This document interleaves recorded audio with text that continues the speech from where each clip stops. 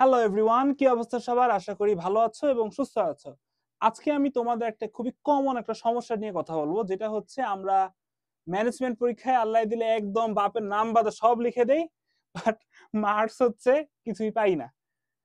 মানে আমরা যদি বলি বাংলার পরে দেখা যায় মার্কস উঠানো সবচেয়ে কঠিন যে সাবজেক্ট, আমরা কমার্সের স্টুডেন্টরা ইজিলি বলবো কি এটা ম্যানেজমেন্ট। কারণ কি, ম্যানেজমেন্ট হচ্ছে সম্পূর্ণ থিওরি, বাট ম্যানেজমেন্টে কিন্তু সম্পূর্ণ মার্কস উঠানো সম্ভব। আমি যখন স্টুডেন্ট ছিলাম আমারও এই সমস্যাটা হইতো যে আমি ম্যানেজমেন্টে মার্কস পাই না, তার উপরে হচ্ছে আমার লেখা খারাপ।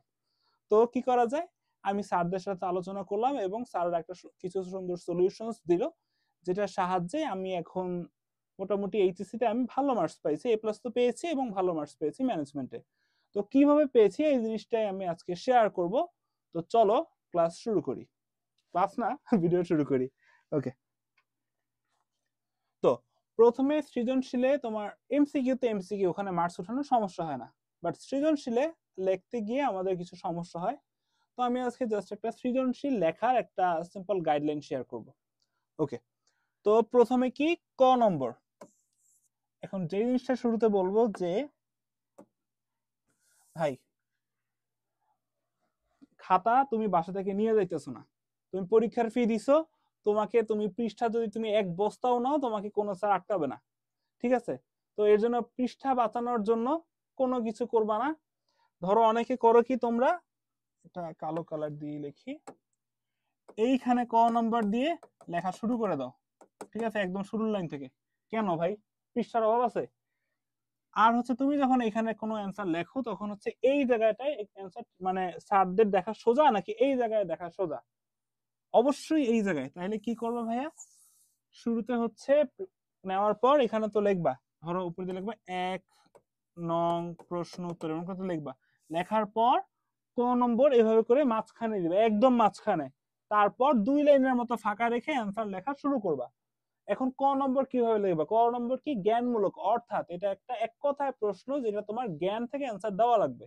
যেমন আমি যদি বলি শিল্প কি ধরনের উপযোগ সৃষ্টি করে, তুমি সহজেই বলে দিবা কি, রূপগত। তো এইখানে বেশি ইলাবোরেট করার দরকার নাই, জাস্ট লিখবা শিল্প, লেখা খারাপ হচ্ছে, লেখা সবসময় খারাপ হয়, আমিও বুঝি না মাঝে মাঝে। শিল্প রূপগত উপযোগ সৃষ্টি করে।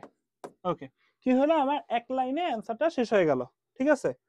অর্থাৎ আমার ক নম্বরে কোশ্চেন যাই থাকুক, আমার অ্যান্সার এক লাইন অথবা 3-4 ওয়ার্ডের মধ্যে অবশ্যই অবশ্যই শেষ করতে হবে। কিছু ক্ষেত্রে একটু বড় হয়, তাও কোনোভাবেই যেন 3 লাইনের বেশি না হয়, ঠিক আছে? এইটা গেল ক নম্বর।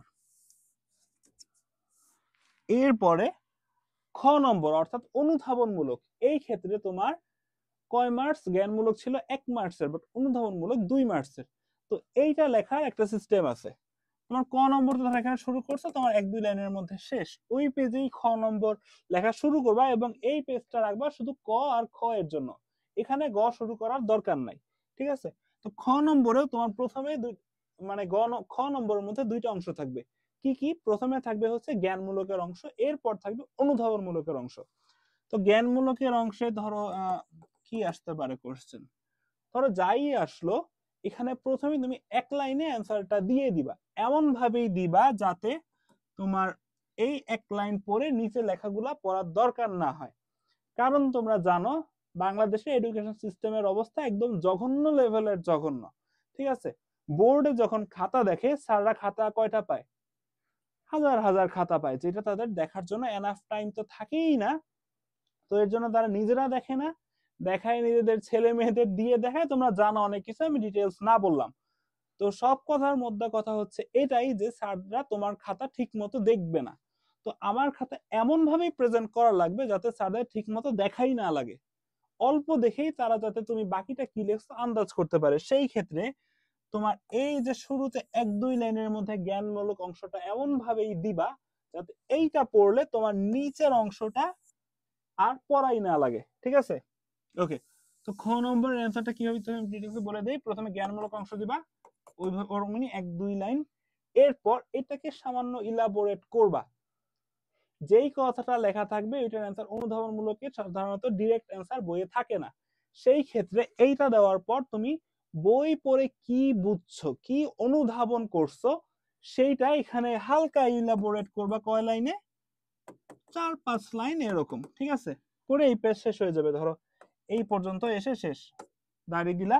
এখন এখান থেকে কিন্তু গ শুরু করবা না, কারণ গ নম্বর এখানে শুরু করবার স্যারদের সময় কম। স্যারা খ পরে ভাবে তুমি পুরাটাই খ লেখছো, নিচে গ নম্বর যে শুরু করছো দেখবেই না।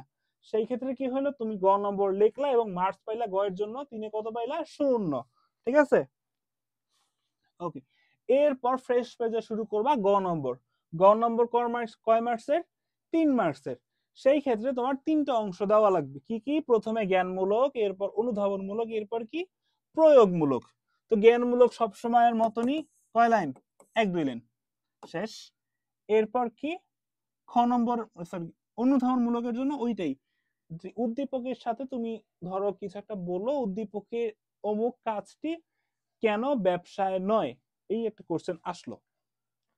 তো তখন তুমি বলতে পারো যে এটা একটা সার্টেন বৈশিষ্ট্যের অভাব। ধরো কি বলা যায়, লেনদেনের পৌনঃপুনিকতার অভাব। সেই ক্ষেত্রে তুমি ক নম্বরে শুরুতেই বলে দিবা যে লেনদেনের পৌনঃপুনিকতা বৈশিষ্ট্যটির অনুপস্থিতির কারণে উদ্দীপকের কাজটি ব্যবসায় নয়, সেটা তুমি লিখে দিলে। তাহলে কি তুমি পুরা অ্যান্সার কি লিখছো সেটা স্যারের পড়ার দরকার নাই, স্যার এইটা পড়েই বুঝবে যে তুমি মেইন জিনিসটা বুঝছো এবং তোমার অ্যান্সার ঠিক আছে, শেষ। এইটা পড়লো। এরপর খ নম্বর কি করবা, তোমার লেনদেনের পৌনঃপুনিকতা কি, এটা বইয়ে যেটুকু লেখা আছে ওইটা একটু ডিটেইলসে ইলাবোরেট করে বলবা, বই থেকে তুমি যাতে 2 লাইন বেশি বুঝছো এটা যাতে স্যার বুঝতে পারে। ওকে, এরপর হচ্ছে যে তোমার প্রয়োগমূলক। প্রয়োগমূলকে কি করবা ভাইয়া, তোমার হচ্ছে উদ্দীপকের যে কাজটা আছে ওইটার সাথে তোমার তুমি যেটা জানো দুইটা কানেক্ট করবা, ঠিক আছে? অর্থাৎ তোমার যেই জানাটা আছে সেইটাকে এখানে প্রয়োগ করবা। তো প্রয়োগ এইটা কয় পেজ হবে? গ নম্বর সাধারণত হবে 1 থেকে 1.5 পেজ। তোমার লেখা যদি বেশি বড় বড় হয় সেই ক্ষেত্রে 2 পেজ। অর্থাৎ আমার এটা 1 থেকে 2 পেজের মধ্যে সীমাবদ্ধ থাকবে। অর্থাৎ আমি এখানে ক নম্বর শুরু করব, খ নম্বর মোটামুটি পেজের অর্ধেকের বেশি যাবে, সরি অনুধাবনমূলক পেজের অর্ধেকের বেশি যাবে। এরপর নিচ থেকে শুরু করব আমি প্রয়োগমূলক এবং আরো 1 পেজে যাব, শুরু করব করে এসে আমার এইখানে বা এইখানে এসে শেষ হবে, ঠিক আছে? আমি ঘ নম্বর কিন্তু এই পেজে শুরু করব না। ঘ নম্বরের জন্য আবার নিব একটা ফ্রেশ পেজ। ঘ নম্বর নিলাম। ঘ নম্বর কয় মার্কসে? 4 মার্কস, অর্থাৎ আমার অংশ হবে 4টা। সব সময়ের মতো একটা জ্ঞানমূলক শুরুতে দিলাম। এরপর হচ্ছে অনুধাবনমূলক কি, আমার যে জিনিসটা বুঝছি আমি নিজ থেকে কি অনুধাবন করছি সেটা আমি লিখব। এরপর এইটা লেখার পর আমি হচ্ছে এই যে আমার যে জ্ঞানটা আছে সেটাকে আমি এখানে প্রয়োগ করব। প্রয়োগ করব অর্থাৎ আমি আমার যে জানা জ্ঞান আছে সেইটার সাথে আমি উদ্দীপকের যেটা আছে দুইটাকে আমি কানেক্ট করব, ঠিক আছে? তো প্রয়োগমূলক এখানে শুরু করলাম, করে করে এই পেজ এই পেজ এই পেজ গেল। তারপর পরের পেজে আসলাম, আবার শুরু করলাম। এইখানে তুমি ঘ নম্বরের জন্য অর্থাৎ তোমার উচ্চতর দক্ষতার জন্য তুমি 2 পেজ অথবা 2.5 পেজ 3 পেজও নিতে পারো, বাট আমি সাজেস্ট করবো এত বেশি না নেওয়া, কারণ তুমি কিন্তু ম্যানেজমেন্টের অ্যান্সার করতেছো, বাংলার অ্যান্সার করতেছো না। সেই ক্ষেত্রে তোমাকে পেজ গুনে মার্কস দেওয়া হবে না, ঠিক আছে? তো তুমি ম্যানেজমেন্টের অ্যান্সার করতেছো, ম্যানেজমেন্টে এমন অত্যাধিক বড় অ্যান্সার লেখার কোনোই প্রয়োজন নাই। ওকে, প্রথমে কি আমার গেল প্রয়োগমূলক। প্রয়োগমূলক এখানে এসে শেষ। এরপর উচ্চতর দক্ষতা। উচ্চতর দক্ষতায় কি লিখবা? তুমি ক নম্বরের, সরি, জ্ঞানমূলক কি লিখছো? জাস্ট জ্ঞানমূলক, অর্থাৎ এক কথায় অ্যান্সার, যেটা পড়লে পুরো স্যার তোমার পুরো অ্যান্সারটা একটা শর্ট সামারি পাবে 1 লাইনের মধ্যে। তুমি ঠিক লিখছো না ভুল লিখছো ওই 1 লাইন পড়ে কিন্তু স্যার জাজ করবে। এরপর হচ্ছে অনুধাবনমূলক। অনুধাবনমূলক কি করবা? তোমার নিজের জ্ঞানটা একটু লিখবা, তুমি অনুধাবন করে কি বুঝছো, ঠিক আছে? এরপর প্রয়োগমূলক কি করবা? তোমার তোমার জ্ঞান এবং উদ্দীপকের যা লেখা আছে ঘটনা দুইটা একসাথে কানেক্ট করবা, ঠিক আছে? কিসের সাথে কিসের মিল, কিসের সাথে কিসের অমিল, ওইটা রিলেট করে দেখাবা। এরপর আসবা উচ্চতর দক্ষতা। এখানে কি করবা? এইখানে হচ্ছে তুমি তো তোমার দুইটা, মানে তোমার জ্ঞান তুমি যা জানো বই থেকে যা পড়ছো এবং উদ্দীপকে যা আছে দুইটা কানেক্ট করছো। এখন উচ্চতর দক্ষতা এসে তুমি একটা ডিসিশন দিবা, কিসের বেসিসে? ওই দুইটা জিনিসের বেসিসে একটা ডিসিশন দিবা, বা পুরো জিনিসটাকে তুমি সাম আপ করবা, ঠিক আছে? একটা কনক্লুশনের মতো তুমি দিবা। যেমন ধরো বলতে পারে যে এই লোকের কাজ সঠিক না বেঠিক, ঠিক আছে? বা তোমার ধরো নৈতিকতা থেকে মাঝে মাঝে কোশ্চেন আসে এই কাজটা নৈতিকভাবে ঠিক কিনা। বা তুমি এক মালিকানা ব্যবসা থেকে, বা ধরো কোম্পানির ক্ষেত্রে বলতে পারে এই লোকের এখন কি করা দরকার, ঠিক আছে? বা তোমার ধরো বলতে পারে যে এক মালিকানা ব্যবসা ছিল, এখন সে তার মূলধনের অনেক বেশি স্বল্পতা হচ্ছে, সেই ক্ষেত্রে অন্য একজনের সাথে সে ব্যবসা করতে পারে কিনা। হ্যাঁ, তুমি বলতে পারো অন্য একজনের সাথে ব্যবসা করতে পারে, সেটা হয়ে যাবে তখন অংশীদারি ব্যবসায়। তো তুমি সবগুলা ঘটনা একসাথে কানেক্ট করে লাস্টে এসে যে একটা সামারি দিবা বা একটা কনক্লুশন দিবা পুরাটা, সেইটা হচ্ছে গিয়ে তোমার উচ্চতর দক্ষতা। তো এই সব মিলে তোমার 2 থেকে 3 পেজ যাবে যদি উচ্চতর দক্ষতা হয়, ঠিক আছে? তাহলে একটা সৃজনশীল আমার টোটাল কয় পেজ গেল? 1 আর 2 এর জন্য হচ্ছে, অর্থাৎ ক আর খ এর জন্য 1 পেজ, এরপরে প্রয়োগমূলকের জন্য সর্বোচ্চ 2 পেজ, এবং অনুধাবনমূলকের জন্য কয় পেজ?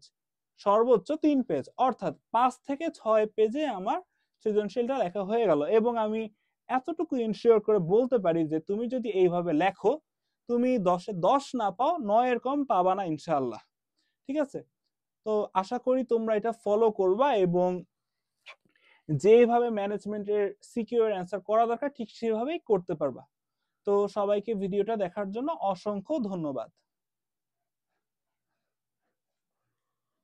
ঠিক আছে।